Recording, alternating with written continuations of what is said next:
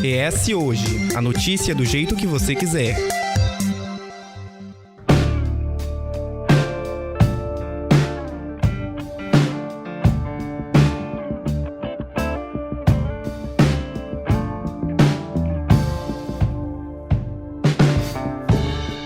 A gordofobia é um termo que se popularizou a partir de 2020. No entanto, pessoas gordas sofrem com o preconceito desde sempre, seja em relação à procura de vestimentas, as formas como têm a saúde posta em xeque e até mesmo em questões mais banais, como ocupar espaços e existir em ambientes públicos de forma confortável. Isso porque toda a estrutura física dos locais, como os assentos nos restaurantes, as catracas de transporte público, são feitos sem analisar e incluir os corpos fora de um padrão pré-estabelecido. Além da realidade do cotidiano, as pessoas gordas também sofrem com a forma como tem sua imagem abordada em contextos midiáticos, por exemplo. E para falar com a gente sobre esse tema, convidamos a jornalista e doutora em comunicação, que pesquisa sobre a gordofobia dentro do ambiente jornalístico e da mídia em geral, Agnes Arruda. Seja muito bem-vinda, Agnes. Muito obrigada, é uma alegria imensa estar aqui hoje. Bom, Agnes, o preconceito contra as pessoas gordas é algo que tem sido falado nos últimos tempos, ainda que seja como uma forma de dar visibilidade a esse tema que tanto toca várias pessoas. Há também a reprodução de alguns estereótipos, e parece que a gordofobia, diferente de outros preconceitos, ela acaba sendo socialmente aceita e naturalizada. Por que isso acaba acontecendo na nossa sociedade, já que esse corpo já foi visto como algo belo, como algo desejado, e isso foi caindo em desuso com o tempo, mas não significa que esse corpo deixou de ser bonito? Olha, são vários fatores que estão relacionados a essa questão e é difícil a gente apontar um deles, né?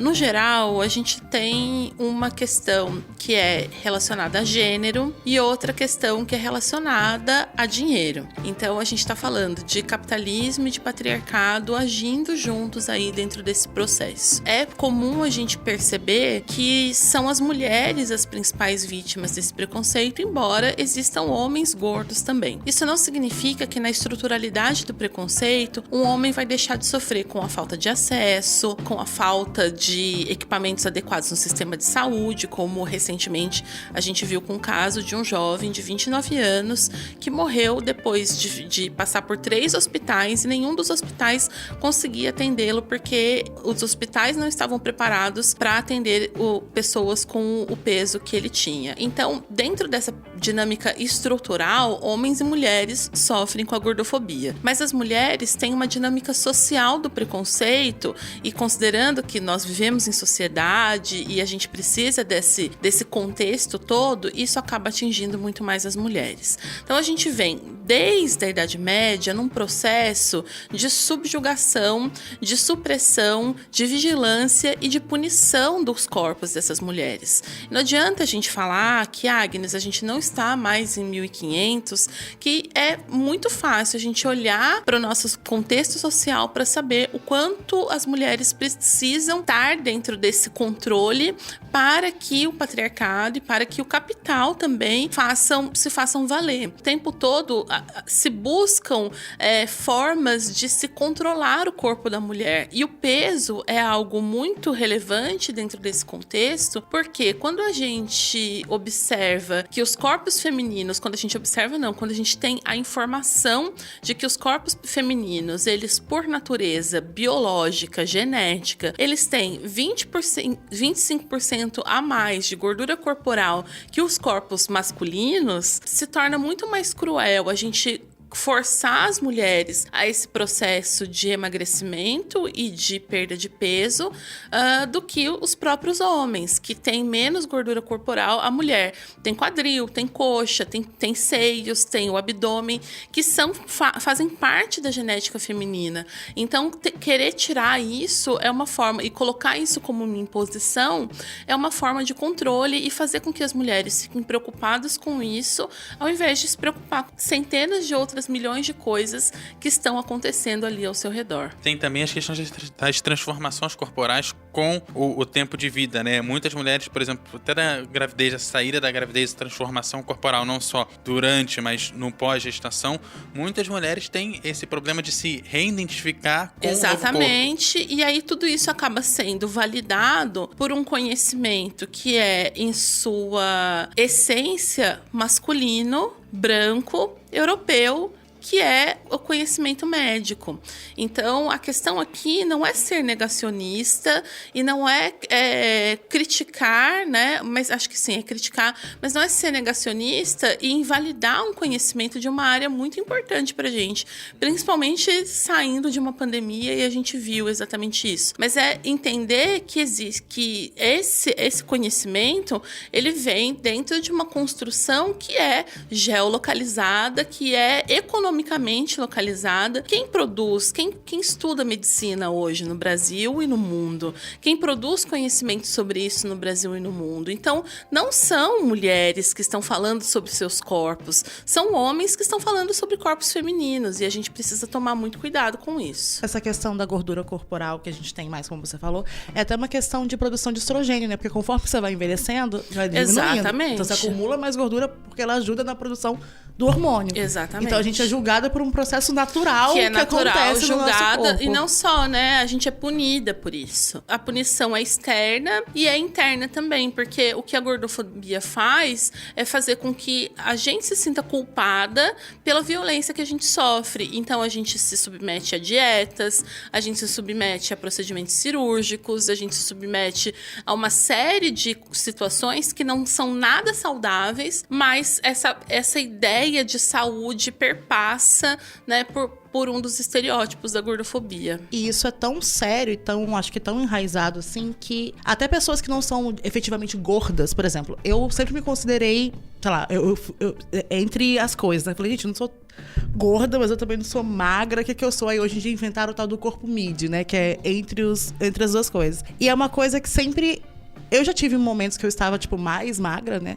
E eu me achava muito gorda, porque eu não estava no padrão das minhas amigas, que eram muito magras. Porque a questão não é ser gorda ou ser magra, é ser tratada como a pessoa gorda é tratada socialmente, percebe? As pessoas que têm medo de engordar, elas têm medo de serem tratadas e serem vistas como as pessoas gordas são vistas e são tratadas. O peso em si, ele não é uma questão, ele é uma questão quando a gente olha esse estigma social.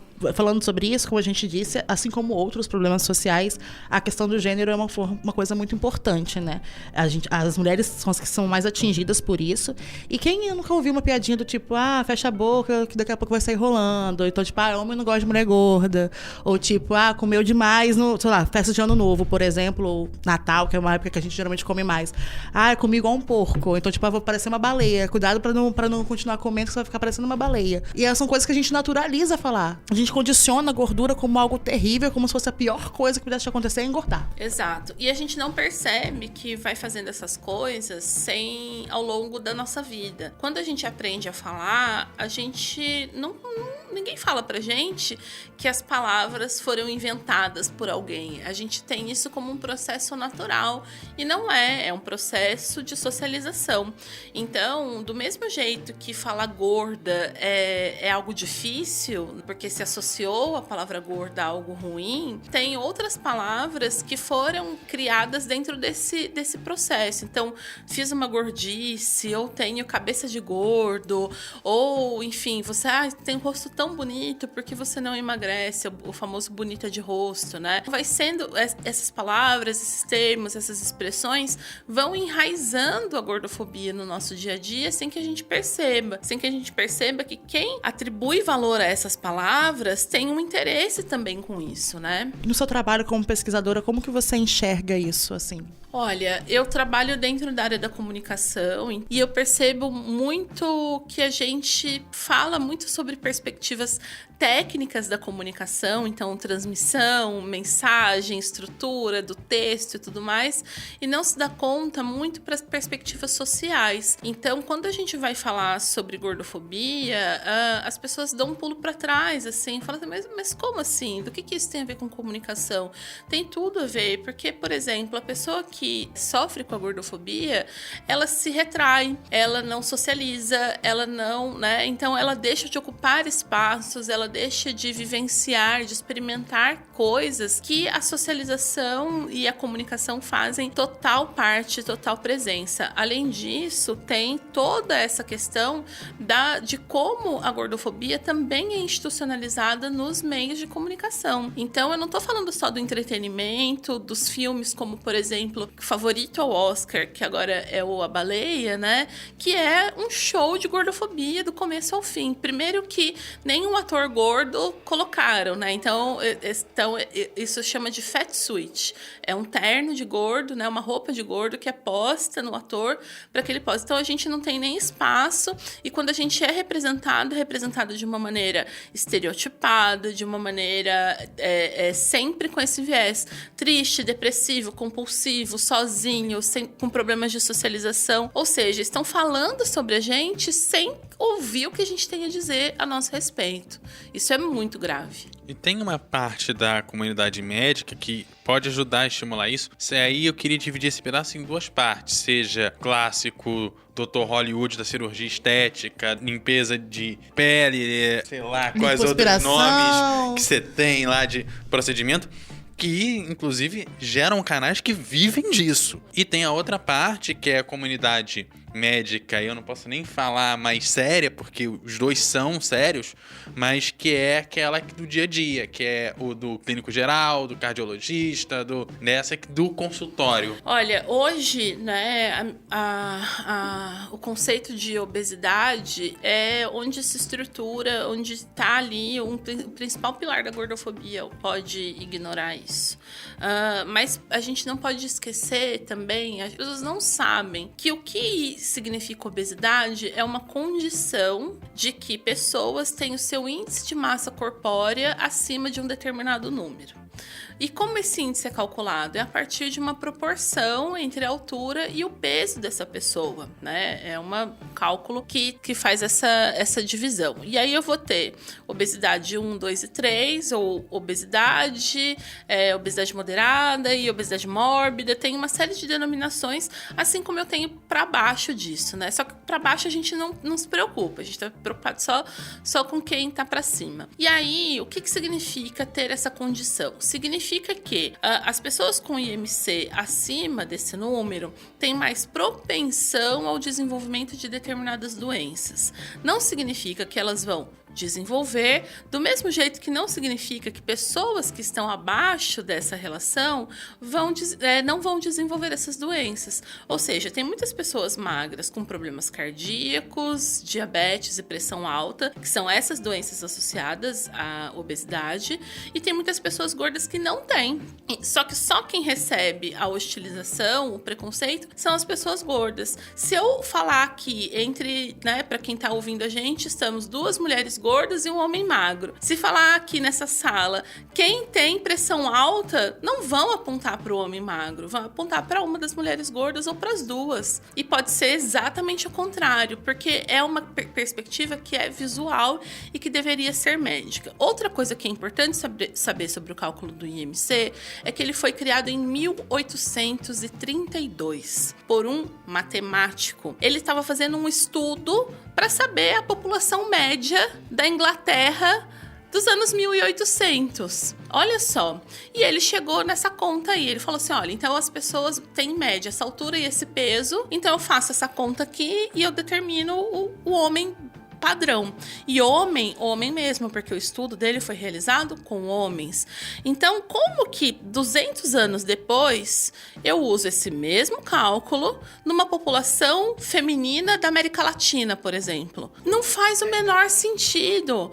Então, e a gente continua utilizando isso como régua, como forma de medir e encaixar a população. Então, por mais que... E aí, mas Agnes, já tem algumas relativizações e tudo mais, mas isso continua sendo amplamente usado e midiaticamente divulgado. Recentemente, no caso da Covid, o FAN fez uma reportagem falando sobre por que a obesidade, então, era um fator de risco para Covid, porque, né, lógico que isso ia surgir. Não explica, a matéria fala, não explica nada, fala porque, na verdade, pessoas com problema no coração eram um grupo de risco, mas mas é só gordo, então, que tem problema no coração. Então, né, eu vou falar da obesidade. E aí fala assim, então para obesidade, você calcula o seu IMC.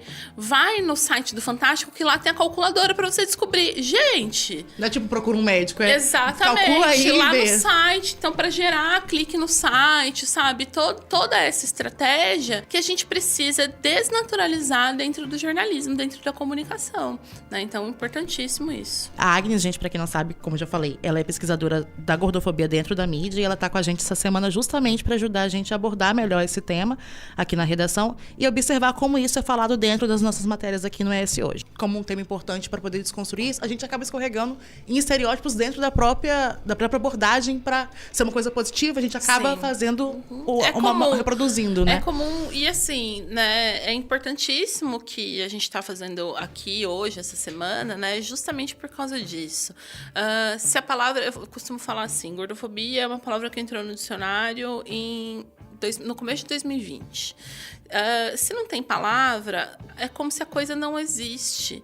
Então, como que a gente vai olhar para isso? Como que a gente vai cuidar disso? Entender que é um problema se o problema em tese não existe. Exatamente. Né? Pensando nisso sobre a questão da mídia, como você acha qual que você acha que é o papel da mídia para ajudar a desconstruir esses estereótipos e como que a gente pode melhorar isso nessa abordagem, nas matérias e reportagens sobre o tema? Eu acho que a primeira coisa quando a gente fala sobre um preconceito, sobre uma questão que até então nunca havia sido falado, né? A gente sofre com isso, passa por isso, mas vamos colocar talvez 2020 como esse marco dessas discussões mais institucionalizadas a respeito do assunto, né? Ao invés de refutar, sabe, de cara, mas o médico tá falando isso e tal, não sei o quê, acolhe no sentido de ouvir, de entender o que a outra pessoa tá dizendo para você. Né? Então, e pesquisar a respeito e conhecer um pouco, ao invés de ficar nessa roda automática de divulgar um novo medicamento aprovado contra a obesidade, cirurgias bariátricas, não sei o que são pautas, né? Porque a gente fala sobre gordofobia, a gente não tá falando só de uma perspectiva estética, porque a questão é que a pressão estética todos nós sofremos, homens sofrem, então, porque tem que ser musculoso, porque tem que ser, né, enfim, de uma série, tem que ter uma performance de alguma forma, é uma questão. Mulheres sofrem, né, muito mais, enfim, em relação a isso, mas é o cabelo, é a unha, é o cílio, é o dedo mindinho, assim, nada pode estar fora do lugar, nada pode estar ali imperfeito. E que imperfeito é esse, né? Do que a gente está falando. Só que com a gordofobia, o que acontece? Além da perspectiva estética, é atribuída uma perspectiva ética. Então, o magro é certo, o gordo é errado. E quando eu faço isso, eu acabo justificando toda uma violência simbólica e uma violência concreta contra essas pessoas. Ou seja, elas são vistas como preguiçosas, desleixadas,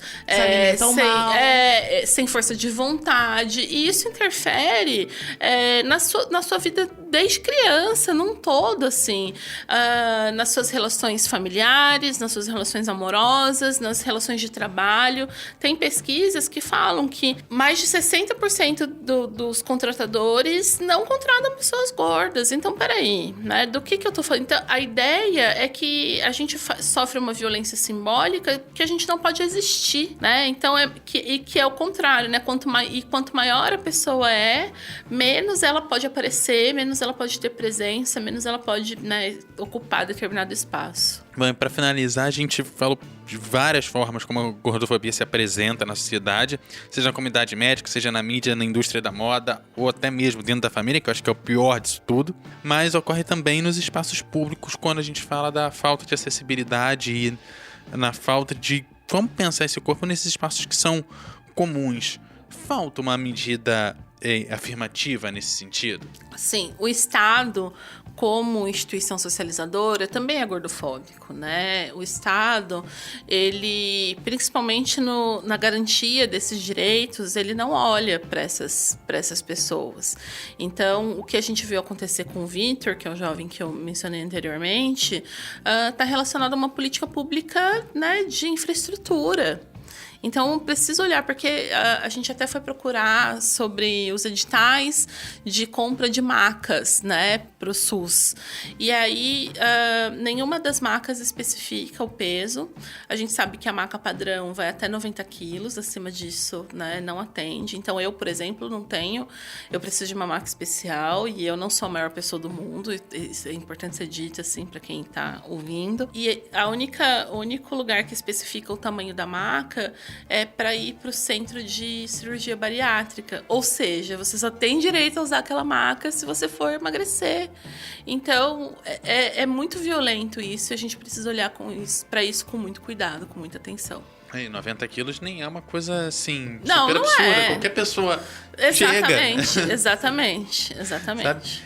Mas, e aí, qual o papel do Estado para combater esse preconceito? Porque, assim, a gente pensa em tudo. Tem coisas que são mais fáceis a gente ter status porque impacta mais gente. A gente quer o ônibus, o avião, mas também perpassa outras coisinhas. Coisas simples, menos como, simples. Por exemplo, uma carteira de escola, que vai garantir que uma criança gorda se sinta confortável para poder estudar.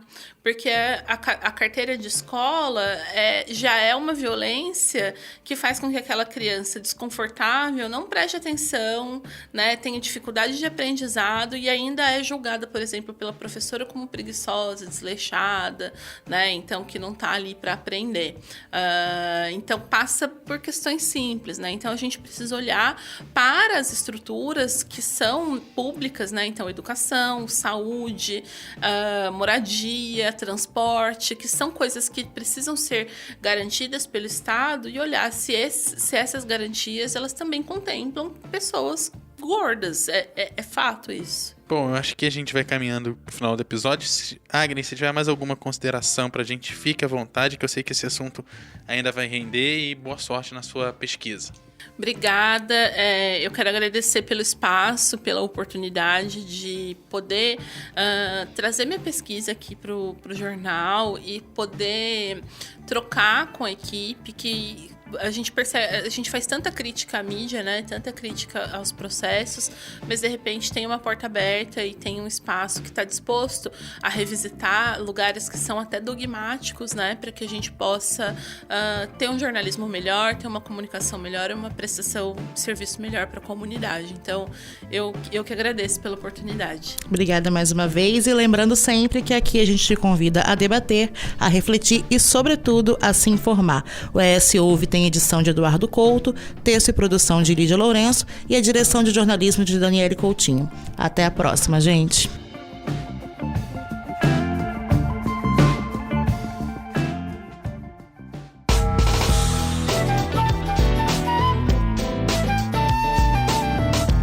Você encontra o ES Hoje nas redes sociais, @ES Hoje, e também no canal do YouTube e no site eshoje.com.br.